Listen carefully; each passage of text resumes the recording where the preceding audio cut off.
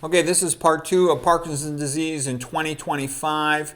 And first thing I want you to just to see is this is a normal mitochondria. So in a mitochondria, you produce the energy for the cell. About 90% of cellular energy comes from mitochondria, and you make ATP. That's like a $20 bill in the cell for getting work done. So the way it works is there's an outer mitochondrial membrane, OMM, and an inner mitochondrial membrane, IMM, and you pump protons. It's like a nuclear power plant. You split the atom of hydrogen into its proton, that's the nucleus, that's usually labeled H+, and into its electron. The protons are pumped into the intramembranous space, and then the electrons are passed through these complexes, which are like a fireman bucket brigade. And it's like a snowball rolling down a hill, and it gains energy. And it's progressively stronger electron grabbers are all in this line, and the strongest electron grabber is oxygen. Out of all the molecules, it's got like the second highest electronegativity, strongest desire to grab electrons, okay? And once it grabs its electron, at the end of the line, complex 4 for electron transport, now a hydrogen pops through this enzyme here called ATP synthase. And when it pops through, it spins ATP synthase, and that motion is coupled to adding a phosphate to ADP, adenosine diphosphate 2, to become 3. And that's how energy is made. That's what life on Earth is all about. So this is worth knowing. I know it took some explaining, but this is life on Earth, mitochondria. This is where it comes from. If it wasn't for these mitochondria, we'd be like bacteria. You're not going to have multicellular organisms without these mitochondria. The energy is needed. Okay, so the point I'm making is this disease, Parkinson's, a major component of it is an energy crisis, a lack of mitochondrial function, and then the cells and the dopamine neurons in the substantia nigra dying. And then the patient, once you lose about 60% of them or more, they develop Parkinson's disease, okay?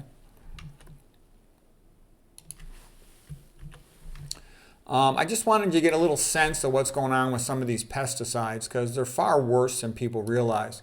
Because I think, in the past, people used to think, oh, it's okay, you don't really have to eat organic. I disagree with that. I think that you really should eat organic. If you're broke, you're broke. You don't have the money to do it. But if you've got the money, you want to eat organic. There's a lot of benefits to it.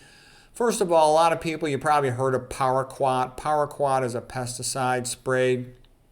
Everybody knew it was sprayed on marijuana, like we're sprayed on the marijuana from Mexico. So they say, don't buy marijuana from Mexico. Okay, but guess what?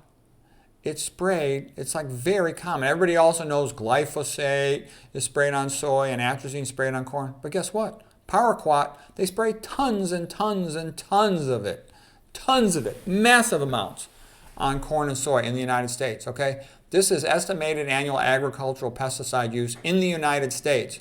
And massive, massive quantities of paraquat are sprayed on the corn and the soy. Well, guess what? Paraquat's a major cause of Parkinson's disease. So the non-organic soy is also going to have glyphosate probably sprayed on there and Roundup with a bunch of chemicals. Who the heck even knows what they are? Glyphosate's listed as the active ingredient. Glyphosate is toxic to the reproductive system. It increases the risk of fatty liver and diabetes. It increases the risk of cognitive decline. It's an excitotoxin on the brain. It activates the NMDA receptor calcium channel on your brain cells, okay? It's a major toxin, increases the risk of leaky gut. Major, buku toxin. And some people believe it increases the risk of lymphoma. Major, major effing toxin, okay? And that's what's sprayed on soy, which is where, the cheap protein comes from for most of these processed foods. Okay, then atrazine is, just as big a disaster as well.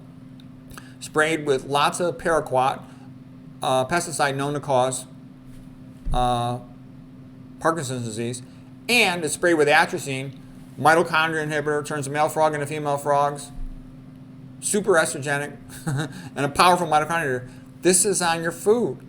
Okay, that's why, it's like, average IQ is 100, okay? Mental retard's an IQ of 70. And when a normal person talks to a mental retard, they're frustrated because the mental retard just really can't understand that much, okay? And to me, this is how I feel when I talk to a lot of people. It's like, you don't understand that your water's poisoned, your air is poisoned with the trails, from chem, okay? You know what that means, okay? Your food is poisoned, and you think this is all by accident? The people with the money to change this could change this if they want to. They don't want to. They want your water and your food and your air to be poisoned. Okay? So unless you wake up and say, well, gee, what can I do about this? You're going to be eating poison food, drinking poison water, and breathing poison air. Okay? So there are some things you can do. You can eat organic. It's not perfect, but it's way better than non-organic. Okay? Getting a water filter. It's not perfect, but it's way better than not having a water filter. Okay? Having indoor air purifier can help. Don't go outside when you see tons of trails up there in the you know what, the sky. Okay? Just, having an idea what's going on. At least the problem's not invisible. Now here's atrazine. They spray tons of it on corn. So the yellow stuff's all the corn. So it's just tons on corn. So you know that. And then the other thing I want to say about glyphosate is people have a tendency to think, well, it's just on soy, on non-organic soy. Okay, no, it's sprayed on over 70 foods. And these are real common things. All these almonds, apples, avocados, on beans that are not organic, on tons of stuff, all right? Cucumbers, figs, dates, it goes on and on oats. So if your oatmeal's not organic, it could be on your oatmeal, sprayed on peanuts. That's why I won't eat anything that's not organic.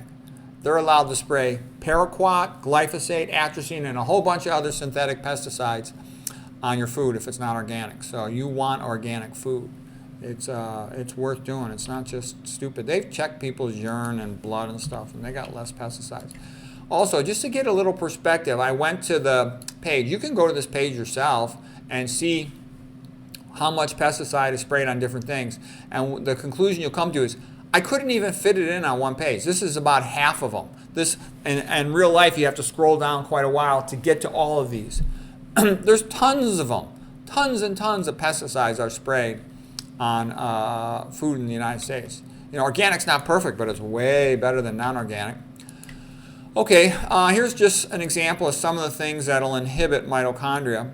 And the reason why we're talking about mitochondrial inhibition is mitochondria inhibitors have a tendency to cause Parkinson's disease, especially the ones that are known to be able to get across the blood-brain barrier, get into the brain. Fluoride gets across the blood-brain barrier. It's a mitochondrial inhibitor, complex 4. Hydroxynonenal can get into the brain. It's a toxic aldehyde metabolite from omega-6 cooking oils. Okay, glyphosate inhibits complex 2, and it does other things. It activates the NMDA receptor in the brain. Not good. Hg from amalgams can get access to the brain very easily. Not good. And so at first you're thinking, okay, there's paraquat and rotenone. Rotenone's still allowed to be used too. Okay, it's a bad pesticide. All right, so wait till you see what's coming next. Here's a little bit more realistic. I'm the one who looked all this stuff up because I went through all my old biochemistry textbooks, and you couldn't find anything about mitochondria inhibitors. There's nothing in the college medical biochemistry textbooks. There's nothing in the medical school biochemistry textbooks. There was nothing in my nutrition biochemistry textbooks, but I knew they had to exist because I had encountered some of them in my reading of different journal articles. So I started going through them. I quickly found 10, 20, 30, 50, 70, 90, 100, 110, about 120 I found so far. And then the first thought people say is, well, maybe it's a bunch of rare research chemicals. No. And here's why you'll never hear these guys, part of conventional medicine, talking about this. Statins, one of the most popular drugs. They're a mitochondria inhibitor. So are tricyclic antidepressants like amitriptyline. Selective serotonin reuptake inhibitors like sertraline, Prozac, fluoxetine. Okay. Metformin, a very, very popular diabetes drug, mitochondria inhibitor. Okay. Haldol, antipsychotic, mitochondrial inhibitor. Tylenol, mitochondrial inhibitor. The atrazine we had talked about, the glyphosate we had talked about, sprayed on non-organic food, mitochondrial inhibitors.